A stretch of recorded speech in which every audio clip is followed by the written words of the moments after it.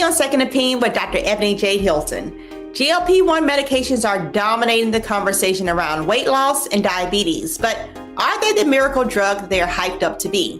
A former CDC scientist joins us to break down the real pros, cons, risks, and what every patient should know before taking them. Then let's talk about bad breath. It's not just something to be ashamed of or taken lightly.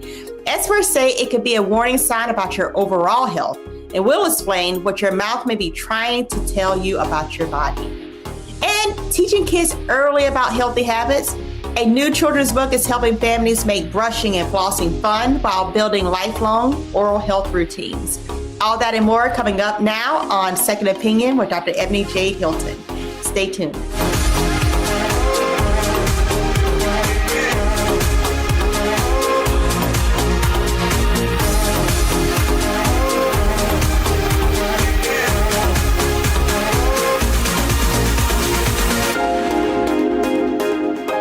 Now we're starting with a topic that's not new to our show.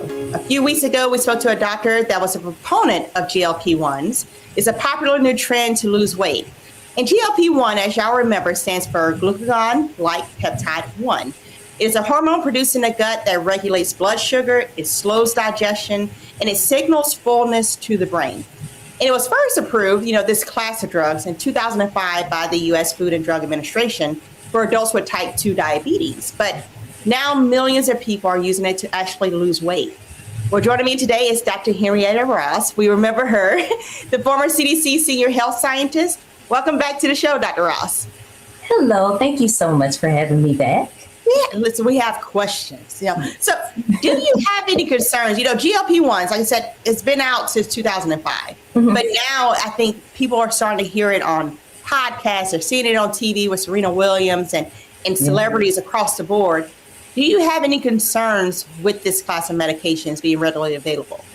I do. I have a lot of concerns. The main thing is the GLP-1s are for, like you said, those with diabetes, right? So you have this high blood sugar and it's to regulate your blood sugar. The side effect is losing weight. So I take issue and have some concerns about people who are taking Wegovy, who are taking Mounjaro, who are taking Ozempic to lose weight. My concern is you're going to take these drugs that are to lower your blood sugar level, right? You might not have high blood sugar levels. So you're taking these drugs to lose weight, but they're lowering your blood sugar. So what's going to happen then? So now you're going to be suffering from low blood sugar. So that's just as bad and dangerous as having high blood sugar. So that's my issue with that. Yeah. And if someone is on GLP-1s right now, they're like, wait, whoa, is my sugar high or low? I don't know because I don't have to check it. What are some of the signs and symptoms that you are having low blood sugars? Lightheadedness, fainting, extreme thirst, and you can actually end up in the hospital. So low blood sugar is just as bad as high blood sugar. So I think my whole thing with the GLP-1s is, people want to lose weight. You hear about, oh, I'm losing weight. I'm losing all of these pounds and things of that nature. But have you started eating well? Have you started moving your body? Have you started doing those things that you need to do to lose the weight and to ultimately keep it off? And are you concerned with not only that they're losing weight, is there any concern with how fast people may potentially lose weight? Is there any number that comes off the scale that's, hey, this is too much for it to be gone within a week? Well, the one thing I will say is it's slow. So it's not fast. You do lose about 1% of your body weight per week, which is the recommended safe way to lose weight. So that I don't take issue with. A lot of people lose about 30 pounds, but it takes them about maybe 3 months, 3.5 months, 4 months to, get that weight off. So averaging about maybe 10 pounds a month, that's fine. That I don't take issue with that part. Like I said, I just take issue with the fact that you're taking this medication, your blood sugar levels are going low. And then my concern is, how long are you going to be on this medication? Because when you reach your goal weight, what's going to happen after you stop taking this medication? And along those lines, do you think there's any potential risk that this could spin into an eating disorder, of where I've reached my weight goal, but is it enough, right? And we see Ozempic bodies. Can you speak on what's happening in those situations? So I don't think it'll actually lead to having those type of issues, because one thing about the those GLP-1s, what they actually do is they just slow down the motility. They slow down your muscles with the digestion, so you get fuller quicker, right? So you can eat those bad foods and still lose the weight because you're not over consuming. You're not getting a great deal of calories. And even when you try to stuff yourself, more often than not, people will actually regurgitate because the stomach is full, right? So I don't think that it will cause issues of eating disorders or things of that nature. But I do think that it will cause issues of wanting to just stay on this drug for prolonged periods of time, and then having adverse effects, like we found in some studies that people develop gallstones. Some people develop pancreatitis. So they're developing these issues that they would not have developed had they not introduced this drug into their bodies. You know, one of the other things I've been seeing is about muscle mass. You spoke about the muscles of the gut and the slowing down of the gut. There's different types of muscles on our body, right? Can you speak on the muscle mass and what impact that may have on long-term health? So again, the thing of it is that this drug is going into your body, right? And so it's slowing down digestion. You're losing weight. Okay, cool. But the thing of it is, are you working out? Are you going to the gym? Are you eating healthy foods? And that's the problem. People are taking these drugs and not working out. And when you're not working out and you're losing weight and you're not actually working your muscles, that's when you start to lose muscle mass. And we've read research that GLP-1s can actually have some positive effects, right? Maybe provide protection against some new addictions. Have you heard about this? And I have. There have been few studies, but there's a study out there that has shown that the GLP-1s help with those who have addictions so they don't worsen, and help with those from getting new addictions. So here's the thing. So in our brain cells, along that, what they call the rewarding pathway, where the dopamine is in our brains, makes us feel happy, makes us feel like, all the joy and things. We have these little receptors that are protein receptors that are there. So they're like little antennas. And so when the GLP-1 is introduced, they kind of put like a covering, a hat per se, on these little antennas. So it stops the cravings and it stops from overindulging. So for those who have substance use disorders, whether it be nicotine, whether it be opioids, whether it be cocaine or even alcohol, don't have that urge to indulge in those drugs or overindulge in those drugs, because of the fact that the GLP-1 is kind of covering those protein receptors that we have in our rewarding pathway. So, I mean, that, of course, is a good thing when you're talking about substance use disorders. And that's something that they found in this one study that was, a great thing about GLP-1s. But I would venture to say that they would probably have to change the formula a little bit to, so it won't be the ones where it's actually lowering the blood level and all of that. So. But yeah, that's a positive thing. And with us finding that out, right? And like I said, these meds have been out since 2005, but really in the large number that we're seeing it now, it's hitting a lot of different subgroups, right? Do you think there's enough scientific research that's been done on this drug at this point? And if so, why or why not? So at this point, no, I don't think there's enough research that has been done on what happens after you stop using the drug. There are some studies out there that show that once you stop using the drug, people tend to gain the weight back.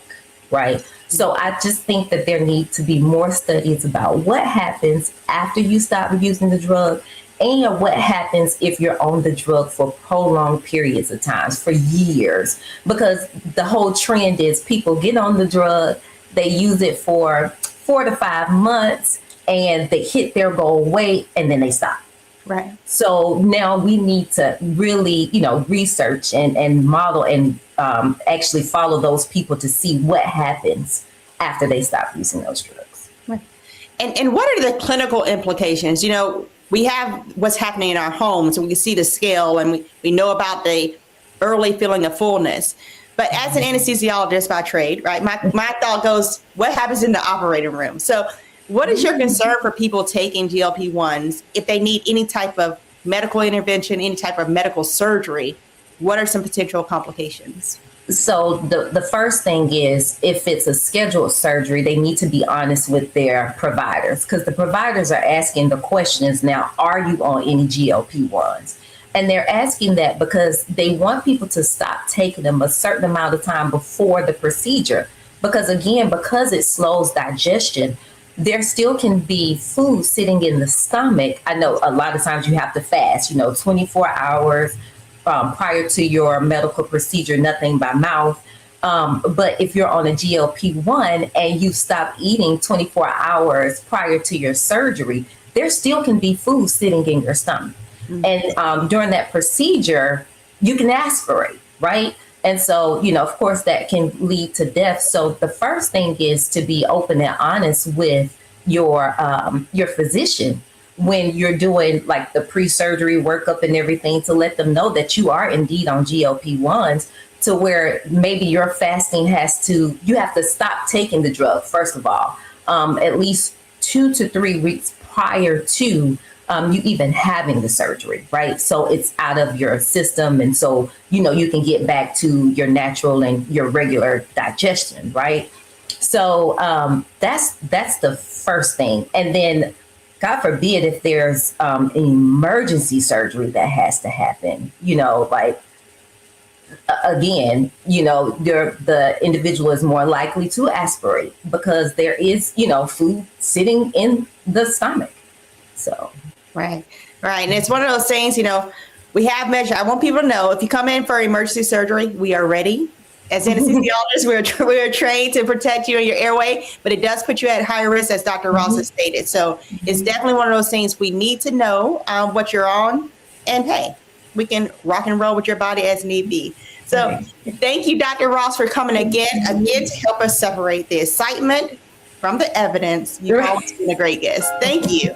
Thank you. And up next, a former owner of a med spa says that she had the weight loss program that clients ignored. But as soon as GLP-1s hit the market, people started flooding her business.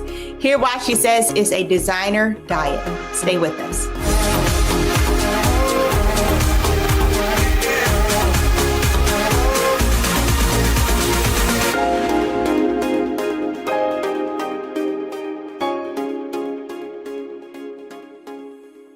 I'm Brittany Noble, Midwest-born, HBCU educated with experience in newsrooms across the country. Well, I've teamed up with Roland Martin to bring to you The Breakdown. This isn't just news. It's our stories, our voice, our community.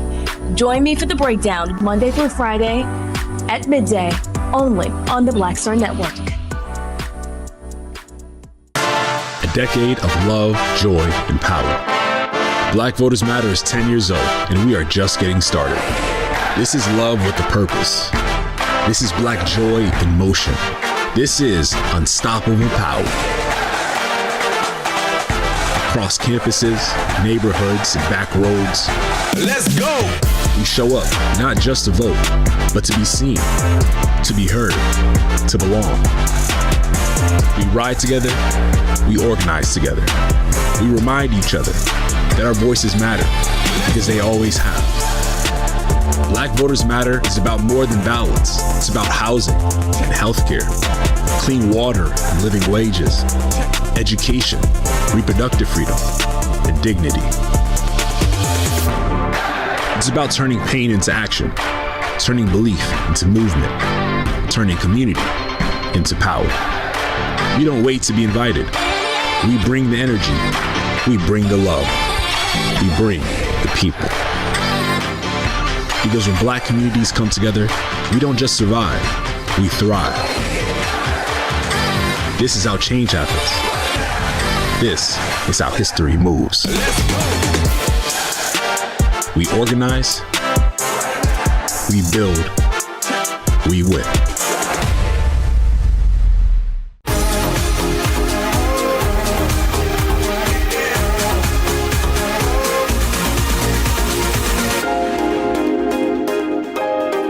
And continuing our conversation on GLP-1s, the use of GLP-1 drugs such as Ozempic, Wegovy, Mounjaro have increased dramatically. In fact, between 2019 and 2023, there was an increase of 700% in the prescriptions for it. And that was among the non-diabetics. By 2024, approximately 1 in every 8 U.S. adults reported using a GLP-1 medication. So you can imagine that spending on this drug is not cheap. It's literally in the billions.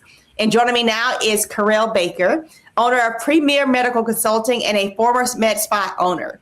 Welcome, Kharel. Thank you. Thank you for having me. Yeah. Now, it says you waited about a year before you started administering GLP-1s in your practice. So why did you wait? Well, it was a new drug. It was a new revolutionary thing that people were, talking about. And I wanted to make sure it was safe. Anything that you're putting into your body, there wasn't enough information out there. So I wanted to make sure that what I was giving my clients and presenting to them was something that would, not damage them as much as I could, as much as possible. Right. And when you started administering it, it was still short on the list, right? So compounding pharmacies made their own formulas. And what was that cost per month supply? So supply per client, it ranged around $400 per month.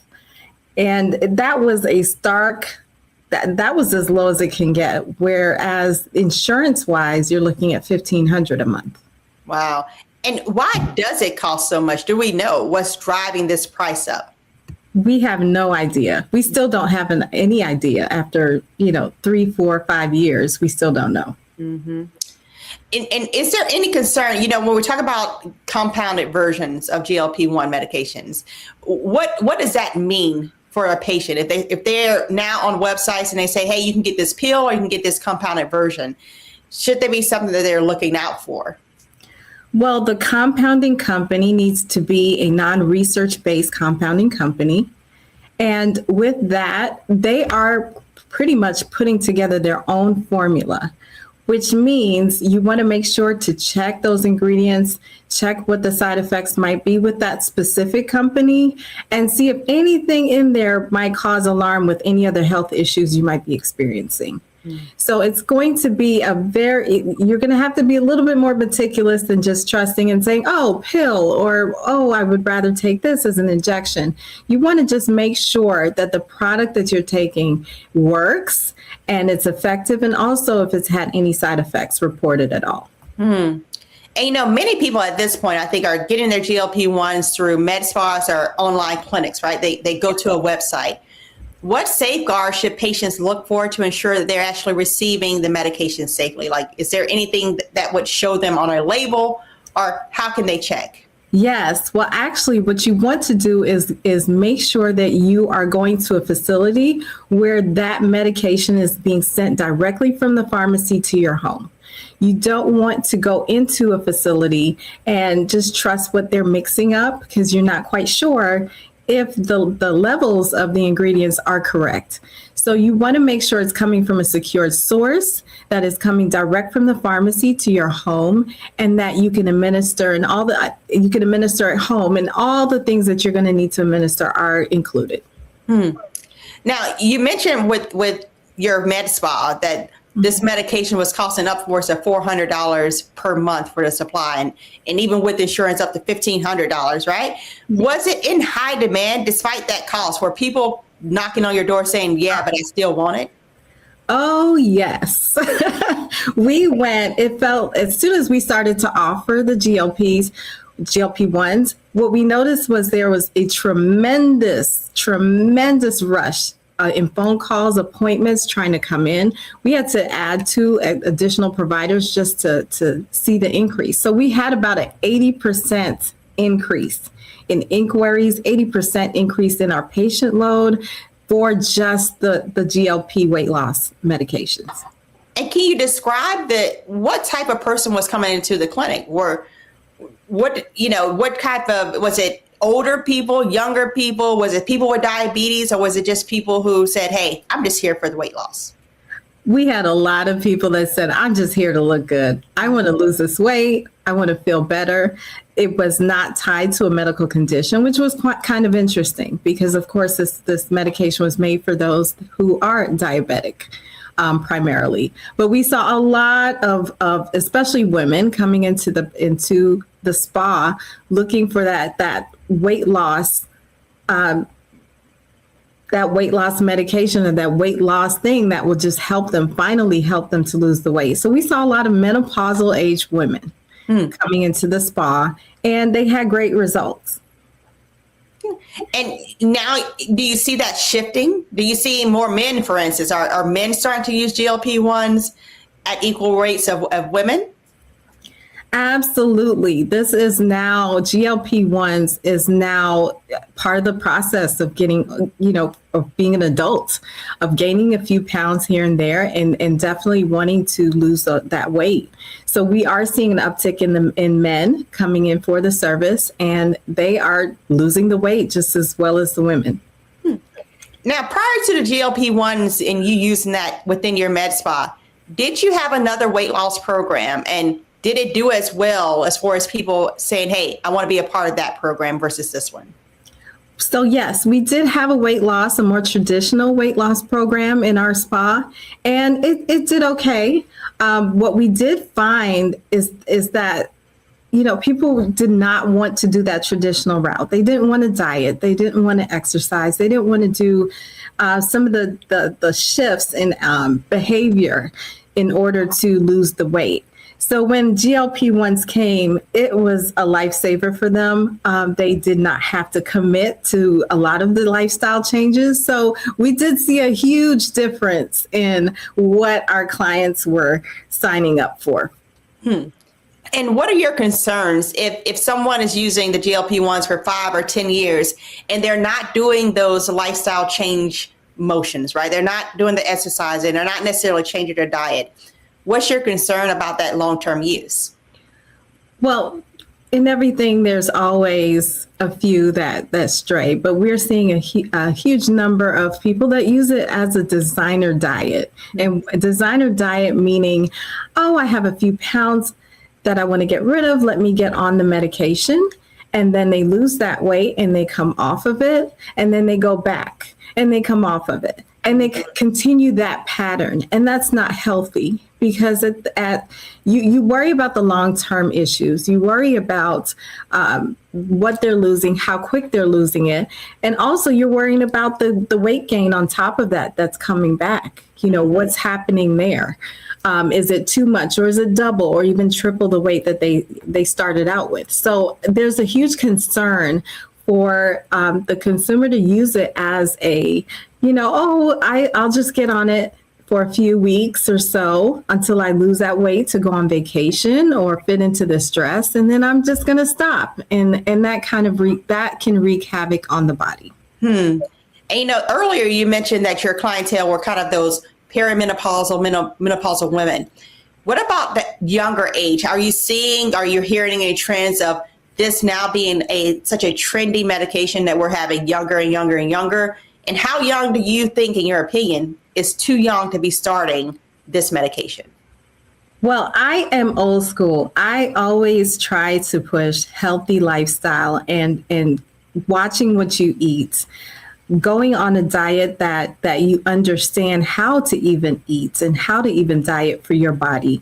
And yes, we are seeing more and more younger people and on the drugs, on the GLP-1s, and they're gaining and they're losing, and they're gaining and they're losing. So I worry about lifestyle changes that is happening, lifestyle choices, especially at that young age. But definitely wish there would be more promotion of healthy lifestyle living. That can always be tricky, especially when we're young. We're really impressionable, right? Especially about what are the celebrities doing, and I kind of want to do that too. Oh, yes. Being in the med spa area, that's where women and men are going in because they want to feel their best. They want to look their best.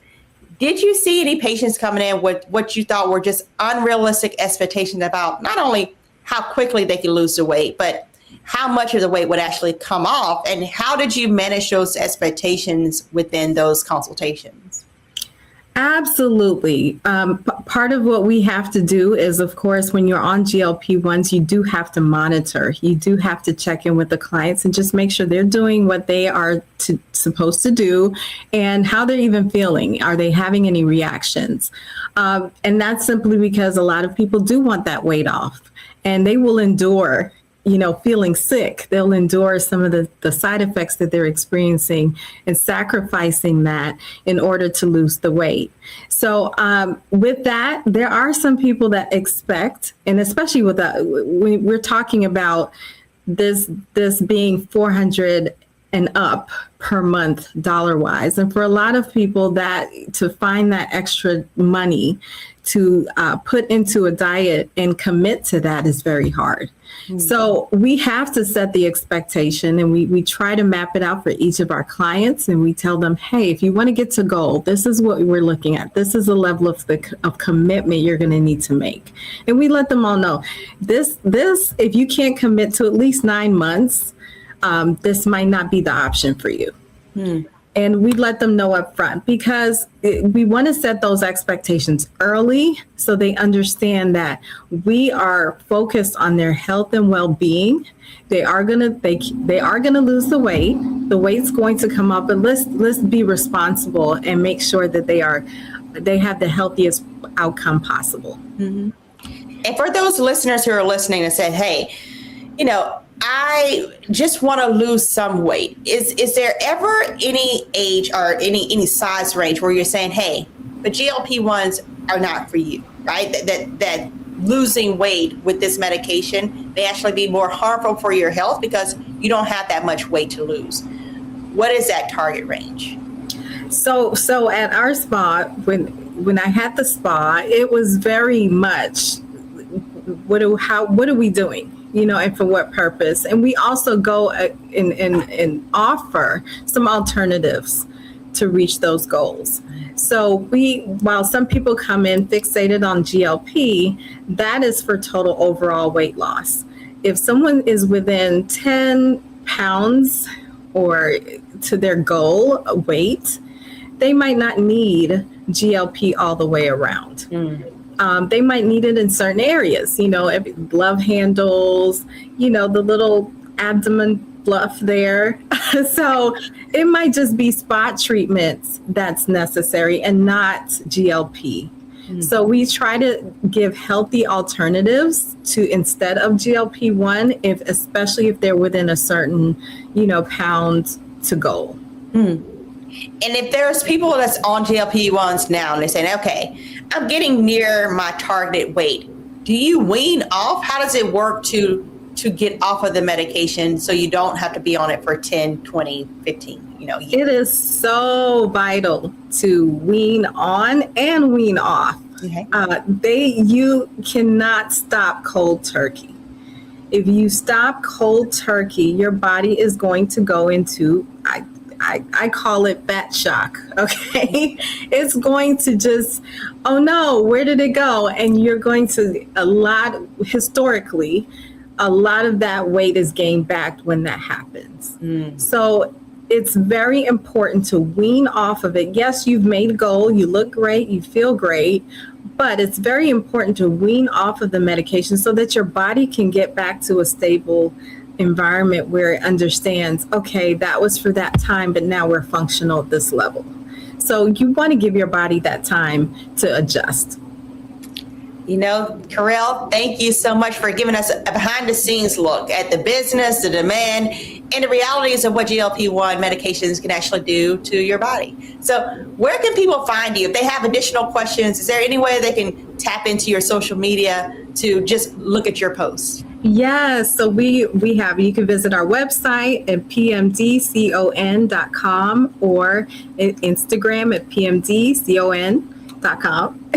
We are there as well. Well, thank you so much, Kharel. Thank you. Thank you. Thanks for having me. And still to come, have you ever talked to someone and their breath smells so bad that you had to hold your nose? Well, instead of shaming them, we hope to uncover why. Our next guest will surely help us get to the root of the cause as she introduces us to bad breath Millie. Don't go away.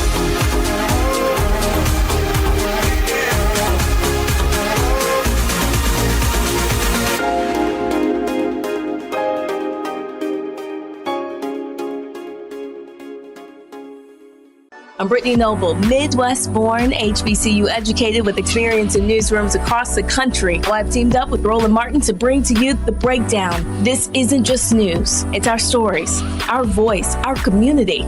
Join me for The Breakdown Monday through Friday at midday, only on the Black Star Network. Why does it feel like we're going backward? Voting rights under attack, schools stripped of funding, Black history erased. This is the Trump MAGA agenda. They want to take us back.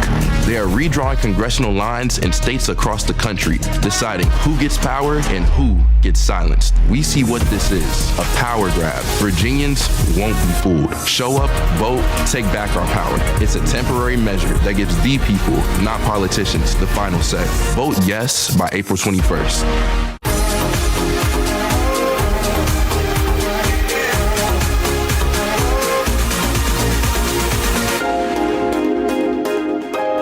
Now, we've all been in a situation in which we're talking to someone and their breath has been less than pleasant. But when bad breath lasts longer than that tuna sandwich for lunch or that salmon dinner for dinner, it becomes a health concern. And joining us again on the show is Dr. Joy Fremont, owner of Fremont Dental Orthodontic and Sleep Treatment. Thanks for joining us, Dr. Joy. Thank you for having me again. Thank you. Yeah, so we know we had you on last time. We were talking about sleep apnea, right? But now we need to talk about something called halitosis. Can you explain exactly what is chronic bad breath and halitosis? What causes it? So chronic, that only means sticking around for longer than it should be. Mm-hmm. So chronic bad breath or chronic halitosis is what happens when your breath is still bad after you brush your teeth, use your mouthwash, or use your floss. It's sticking around. There's so many different ways that can be caused, but I will tell you between 80 and 90% of bad breath comes from the mouth. 10% comes from the gut or other issues. And when you say it comes from the mouth, where in the mouth? Or is it a certain crevice that someone maybe can't get with their toothbrush or their floss? Primarily it's your tongue. So primarily it's your tongue because when you eat and you drink, it stays on your tongue and then it goes back into your throat. And people just don't clean their tongue properly. Of course, you have bacteria in your mouth if you don't brush and floss properly. That plaque and tartar builds up. People just don't swallow properly. And sometimes they actually just have food stuck in their mouth, like the spinach in between your teeth. You can actually see that. But in the back of your mouth, what we call the vestibule, sometimes food gets trapped there and it stays there, unfortunately, overnight. If you don't brush properly, that food turns into rotted food, hence the bad breath. And why does it turn bad, right? When we eat the spinach or when we eat, I don't know, just any type of food, it doesn't smell bad then. So what happens within our mouth that causes it to now have this odor? Well, just imagine if you had a steak or even a fresh plate of greens or whatever, and you leave it outside on the sidewalk for too long, it's going to rot. Mm-hmm. So the mouth is extremely high in temperature. If you leave that there for a long period of time, it's going to rot in your mouth. If you don't floss your teeth, you can brush all day, every day. But if you don't use that string floss and floss between your teeth, that food's going to sit there, it's going to break down and basically rot. So you're walking around all day, every day with rotted food in your mouth.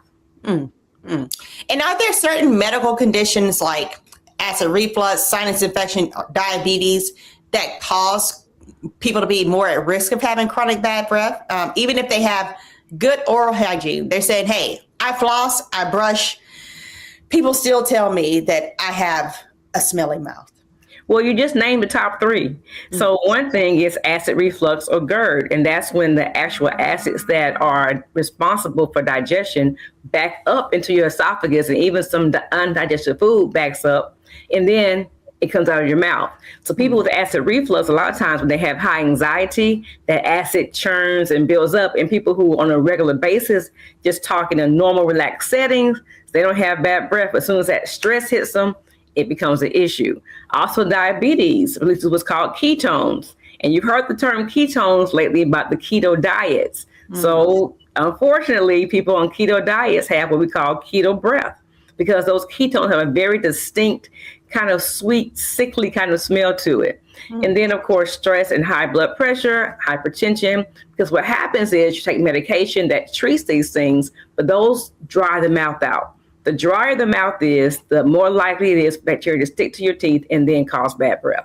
And we know it's not just a, unpleasant thing. It actually can have some health concerns, right? What happens when we have that untreated oral bacteria in our mouth? Like, what happens to us? So your body is a system. I tell everybody, one thing happens here can affect this over here. So imagine if you had a lot of tartar and plaque on your teeth and you can actually see it. Each time you're talking and biting and chewing, you're swallowing that bad bacteria. It's going down through your bloodstream.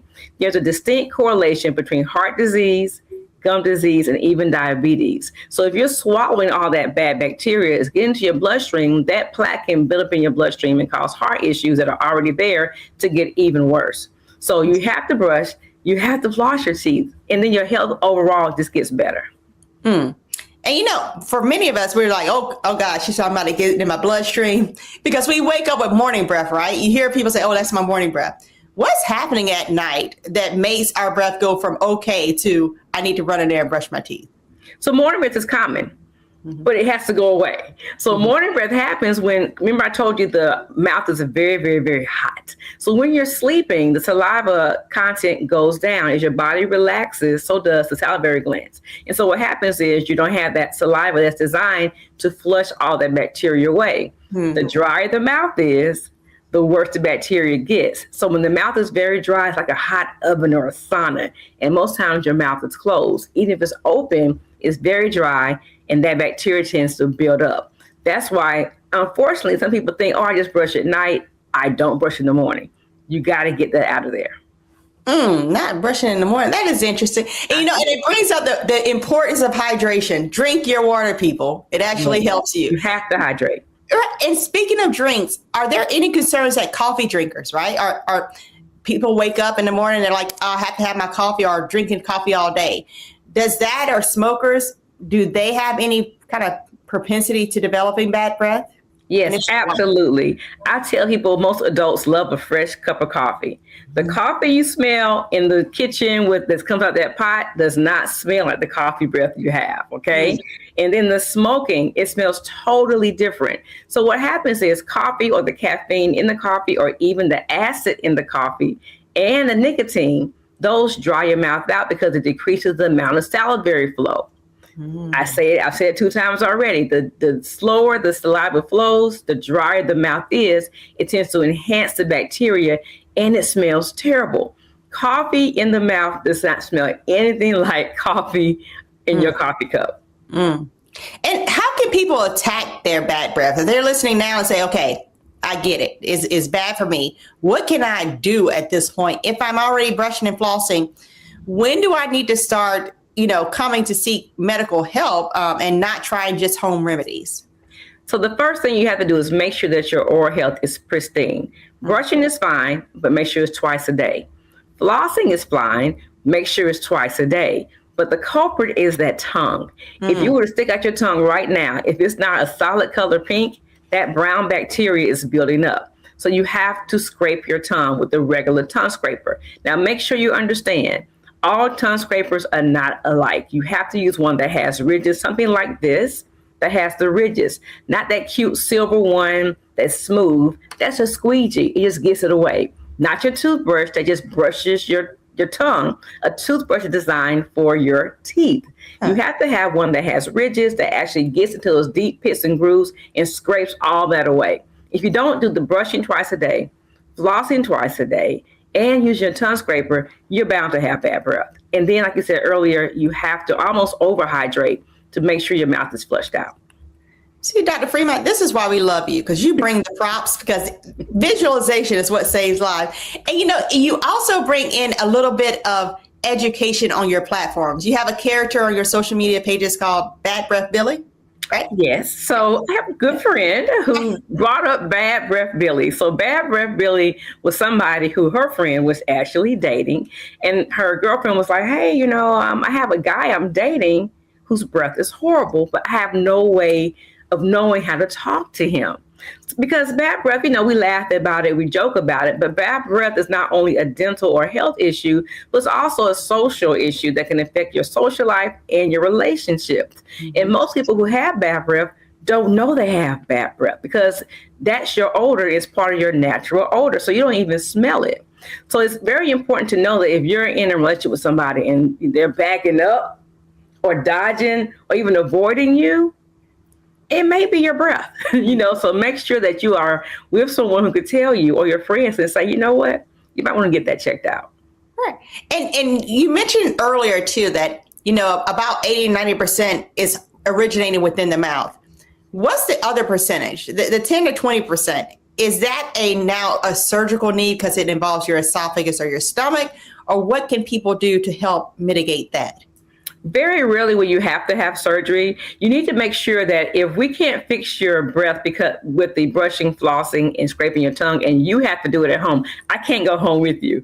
Even though you may want me to, you have to do it at home. And if you're honest with yourself and know that you still have the bad breath, look at what you're eating or drinking. And then if that's still not fixing it, don't have surgery. If you happen to have GERD or acid reflux, go get it checked out. So it's very important to know, go to the dentist at least twice a year, but also get your annual checkups. And in between time, if something's not right, go get it fixed. Medication. Mm-hmm. I'm not saying stop your medication, but how about you hydrate a little bit more? Mm-hmm. If it's not fixing it, go to your doctor and let's come up with a plan together of fixing the issue.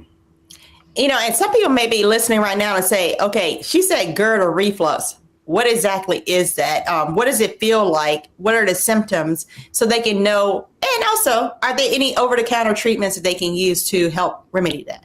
So GERD or reflux is basically when you're eating or drinking something that's causing a trigger. A lot of times it could be something like very high in acid, like tomatoes.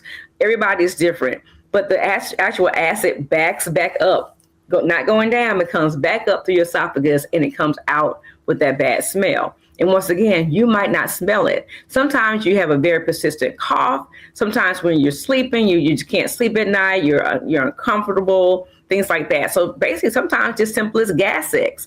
But I don't want you to over-treat yourself. Get it treated. A simple 1 or 2 times acid reflux is different. But GERD is, once again, a chronic disease that you have to get treated.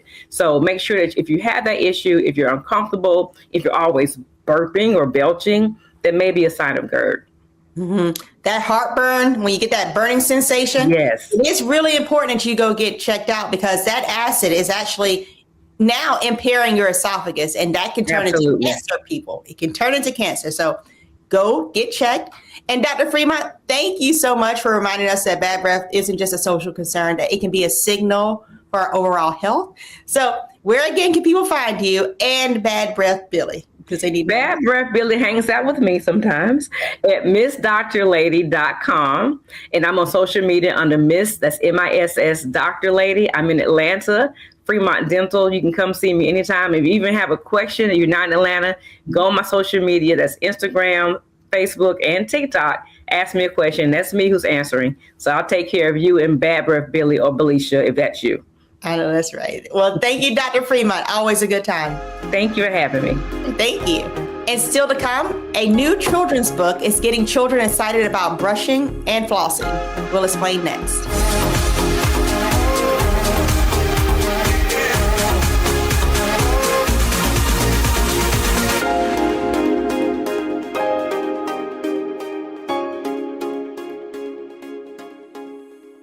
MAGA Republicans ended diversity programs, cut funding for Black students, and fired federal employees.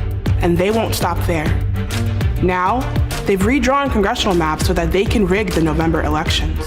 But we have the power to stop them. By voting yes for fair elections, we have the final say on who represents us in Congress.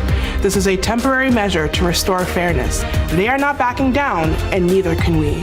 Make a plan to vote by April 21st and vote yes for fair elections.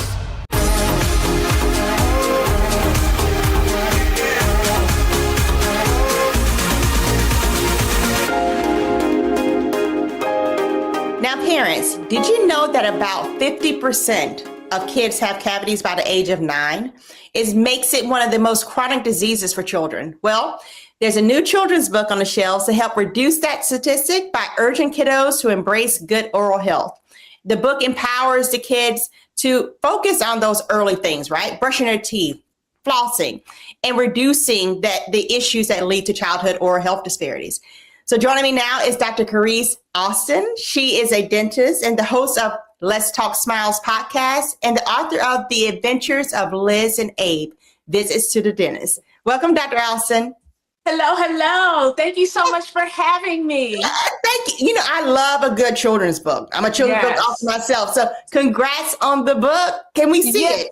Yes. Now, the full disclaimer, the author is Nurse Noel, Anthea Noel, and I'm the dentist featured in the book. And this is The Adventures of Liz and Abe. Go visit to the dentist, yes. Now, what made you two kind of partner in this then, as a character in the book, to write this book? What was the driver? Well, we have been friends for 30 years, and on this healthcare journey, educating the general population in the media together for the last 30 years. And Liz and Abe are actually her twin niece and nephew. And she was just inspired watching them grow up. She wrote it when they were about 4 years old. And she wanted to inspire those kids who might be at that age where they're afraid to go to the dentist. And this is the age that parents should start thinking about taking their kids to the dentist. If they haven't had their first checkup by that time, they should. And yesterday I had a 2-year-old come into the office. So the younger you could get them thinking about good oral care, the better.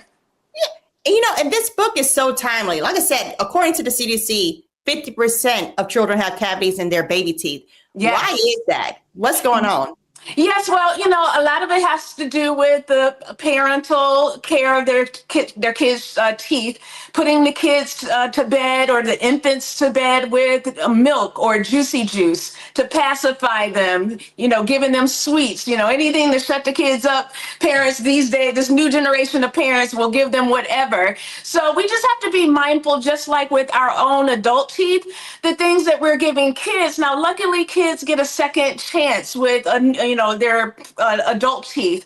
But, you know, we want to make sure that they don't have these cavities that can cause pain, that can take them out of school, that can, you know, I've seen kids have to get root canals and crowns. And I was a school dentist my first couple years in New York City when I graduated, and I would take the kids out of their class, and I saw so many cavities and chronic cases of cavities and gum disease that it was just heartbreaking. So the sooner we can get to this issue, the better.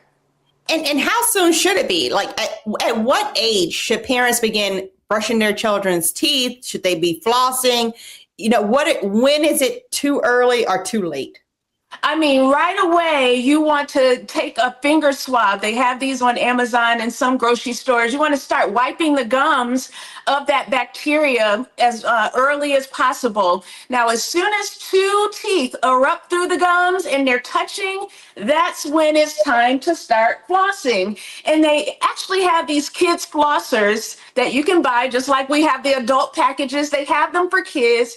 And because 2 teeth touch, that's when the bacteria can get between the 2 teeth and cause cavities on this side of the tooth and this side of the tooth. So you want to start flossing your kids as soon as 2 teeth touch. It can happen around the age of 1. So up and down to clean those kids' teeth is what you want to do. I know that's probably shocking for a lot of parents, right?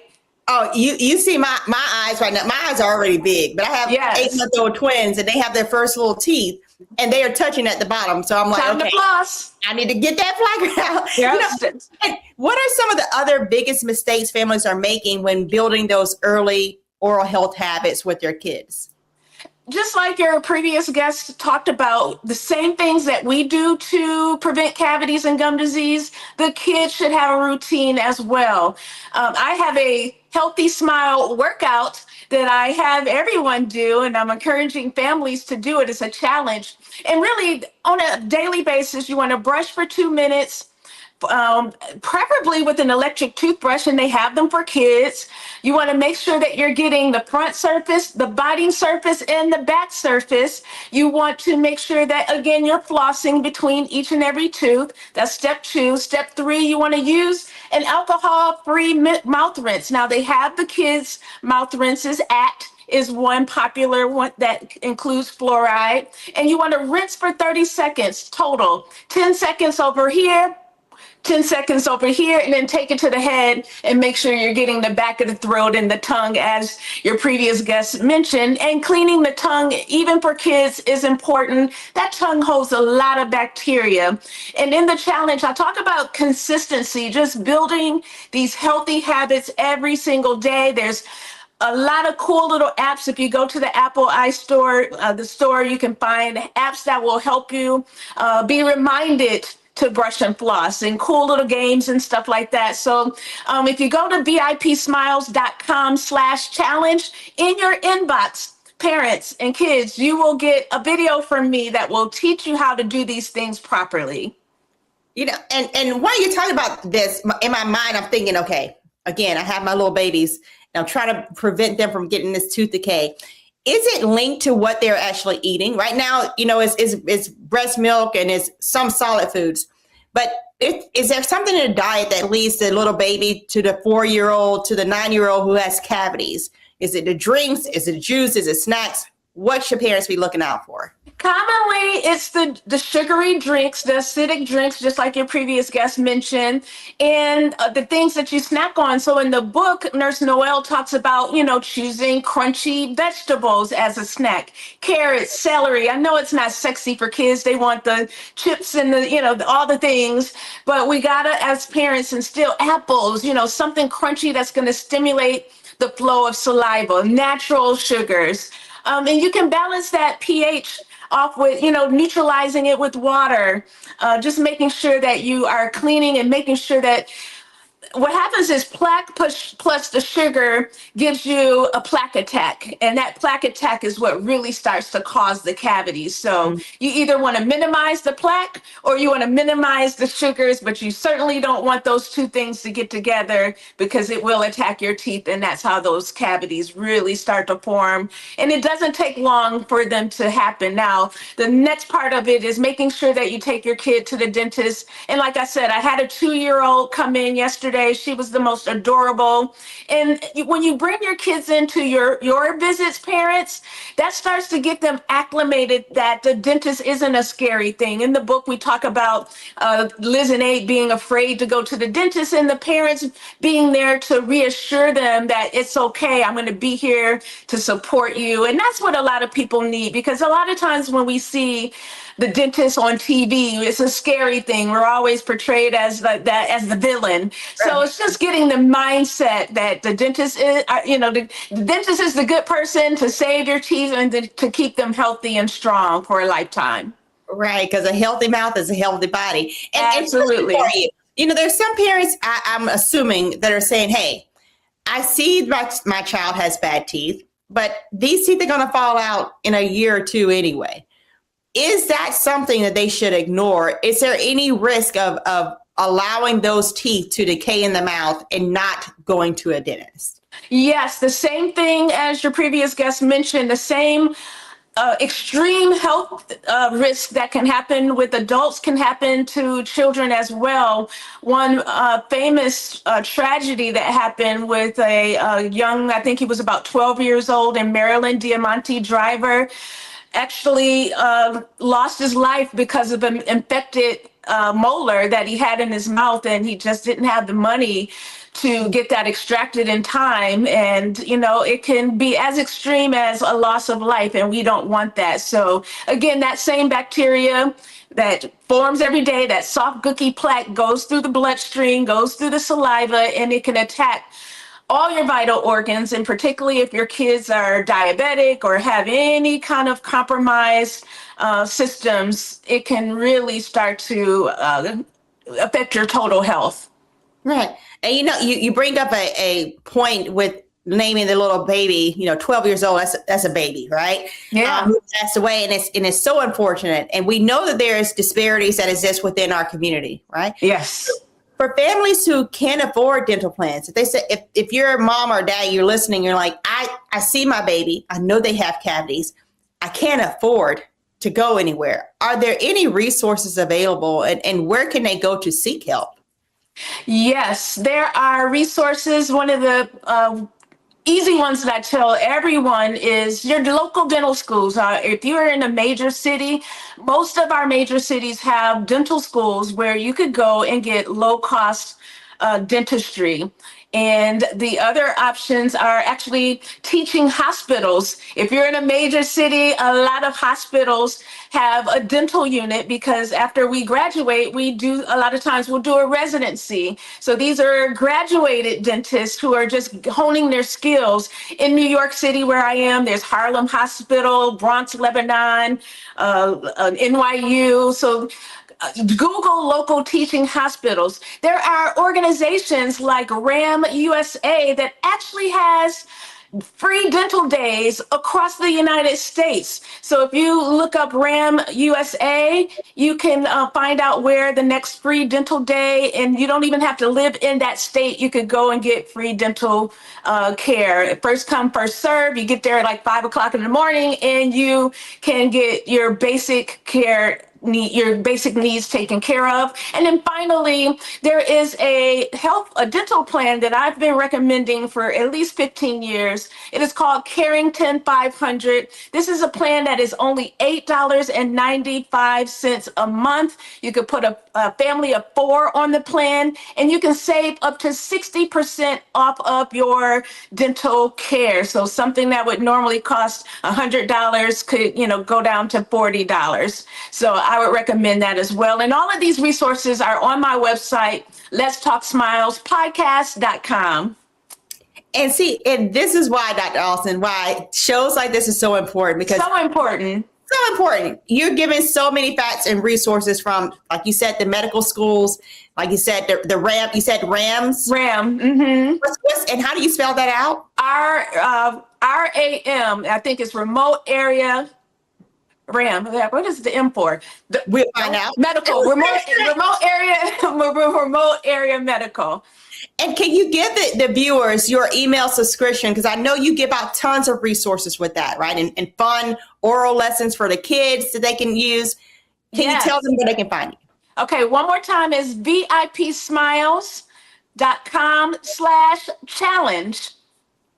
And if you go to VIPsmiles.com or letstalksmilespodcast.com, you can find the same resources, including, I have actually a guide that I'll tell you where you could get free and low-cost dental care as well on my website.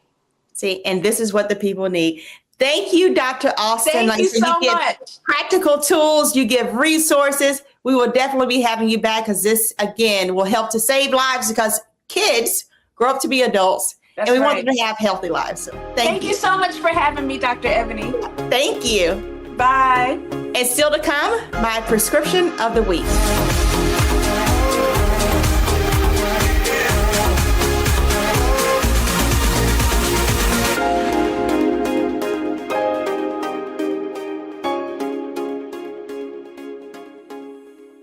I'm Brittany Noble, Midwest-born, HBCU educated with experience in newsrooms across the country. Well, I've teamed up with Roland Martin to bring to you The Breakdown. This isn't just news. It's our stories, our voice, our community. Join me for The Breakdown, Monday through Friday at midday, only on the Black Star Network. Why does it feel like we're going backward? Voting rights under attack, schools stripped of funding, Black history erased. This is the Trump MAGA agenda. They want to take us back. They are redrawing congressional lines in states across the country, deciding who gets power and who gets silenced. We see what this is, a power grab. Virginians won't be fooled. Show up, vote, take back our power. It's a temporary measure that gives the people, not politicians, the final say. Vote yes by April 21st.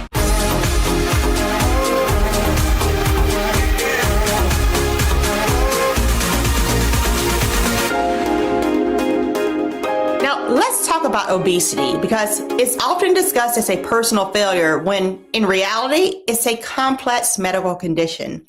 In the United States, more than 40% of adults are living with obesity, according to the CDC. That means nearly half the population is dealing with a medical condition that affects metabolism, hormones, and long-term health. Obesity isn't simply about willpower or discipline. It's influenced by genetics, environment, food availability, stress, sleep, medication, and metabolism. The body has built-in systems that regulate hunger and energy use. And when those systems become dysregulated, well, weight can increase even when someone is trying to make healthy choices. And why does this matter medically? Well, obesity is associated with an increase in risk of type 2 diabetes, heart disease, high blood pressure, sleep apnea, joint problems, and even certain cancers. It can also impact your fertility or your mental health and your overall quality of life. But here's an important point. Health improvements can happen even with the most modest weight changes. Losing just 5 to 10% of your body weight can significantly improve blood pressure. It can control blood sugars and cholesterol levels. And treatment isn't just this one size fits all, right? Some people, the lifestyle changes like improved nutrition or increased movement and better sleep, they may make a huge difference. And others may benefit from medications and treatments, including medications like GLP-1 therapies, or even bariatric surgery in certain cases. The goal should never be shame or blame. The goal is health, sustainability, and support. Because obesity isn't simply a number on the scale.